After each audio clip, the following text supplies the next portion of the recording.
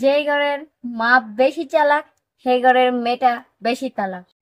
এই বাচ্চাটির মুখেই শোনেন সমস্ত মার কাহিনী। ওর মাই কি করেছে না করেছে সব এই বাচ্চাটার মুখে শুনতে পারবেন। প্লিজ ভিডিওটা শেয়ার করে দেন। এই যে মা শুনেন, আপনাকে বলতাছি, আপনি কি ভাবছেন আমরা আপনার কাছে ফিরে যাব? না, কখনোই না। আপনি যদি আমাদের ছাড়া থাকতে পারেন, আপনাকে ছাড়া আমরা থাকতে পারবো না? পারবো, অবশ্যই পারবো। মা, আপনাকে অনেক ভালো মনে করেছিলাম। আপনার ভিত্তি এত ছলনা আগে জানা ছিল না।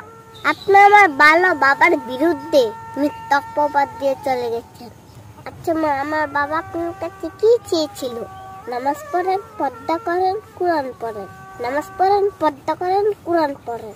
কিন্তু আপনি এগুলি করতে রাজি হন নাই। আপনার কাছে এগুলি ভালো লাগে না। আমার বাবা যে এগুলি করতে বলতো, এদিকে বাবার কথা না আল্লাহর কথা।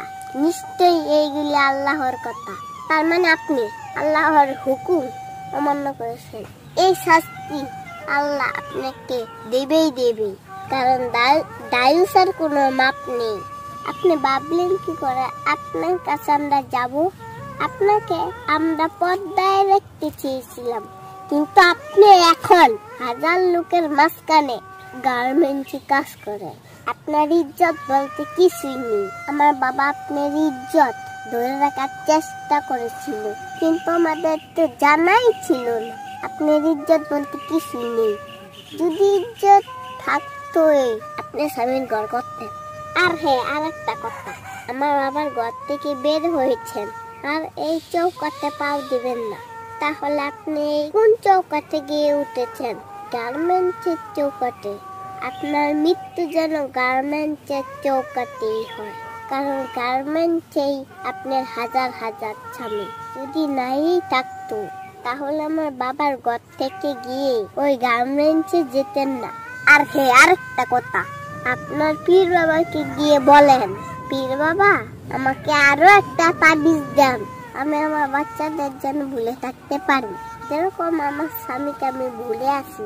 আপনি তো আমার পীর বাবা, আপনি তো আমার জীবন মরণ, কারণ আপনার কাছে তো আমি আমার এই দেহ বিলিয়ে দিয়েছি। আপনি তো তাবিজ দিয়ে আমার স্বামীর হাত থেকে রক্ষা করছেন। এখন আমি আমার বাচ্চাদের ভুলে থাকতে চাই।